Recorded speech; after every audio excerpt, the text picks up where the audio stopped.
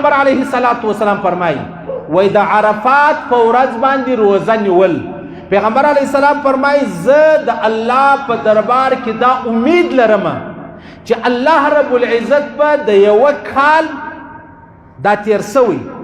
او یو کال را روان د دې دواړو کلو ګناه به الله رب العزت ورمعاف کړي. یعنی را روانه جمعه چې کومه ده دا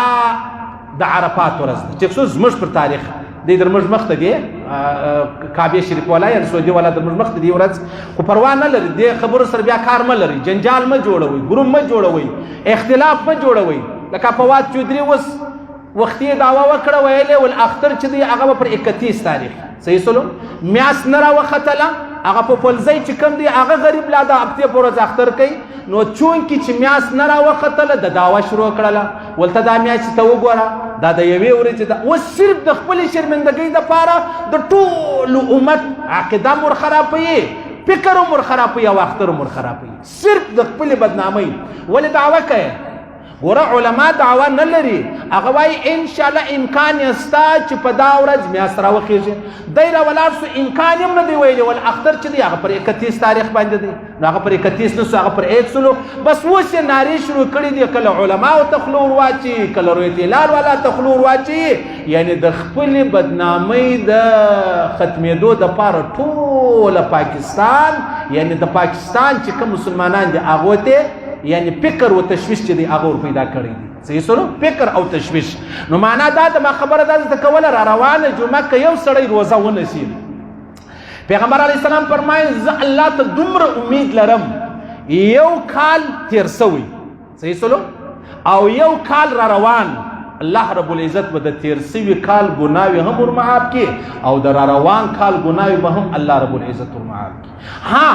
یوه خبره دا سته علما فرمایي چې په عرفات کې کوم حجان دي د هغو دپاره روزه نیول نه دي پکار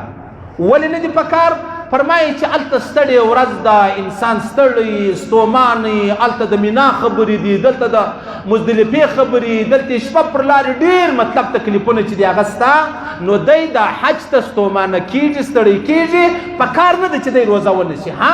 یو سړي روزه ونیوله بلکل هېڅ یوه ذره شک نشته یو صحابي فرمایي د عرفات ورځ وه زموږ دا فکر و چې د پیغمبر علیه السلام روزه ده نو بیا پیغمبر علیه الصلاۃ والسلام ته یوې زنانې شیدې پیش کړې ول یا رسول الله دا شیدې وچ پیغمبر علیه الصلاۃ والسلام پر خپله وښه ناست و دا یو ګیلاس شیدې وخوړلې نو صحابه وایي او زموږ خو فکر دا و چې د پیغمبر علیه السلام روزه ده هغه یې روزه نه وه صحیح سلو یعنی معنا دا ده که د عرفات پر ورځ چا روزه ونیوله ډېر لوی اجر یې دی خو د حج دپاره علما فرمایي مناسبه نه ده ستړی به دې کې ته په نور ډېر غټ کار باندې اخته یې نو د هغه کار تکمیل ته ورسوه سر ته ورسوه پای ته ورسوه دلته ځان چې دی هغه ستړی کوه مه ځان ستومانه کوه مه ها ما او تا چې کله پر کور باندې یو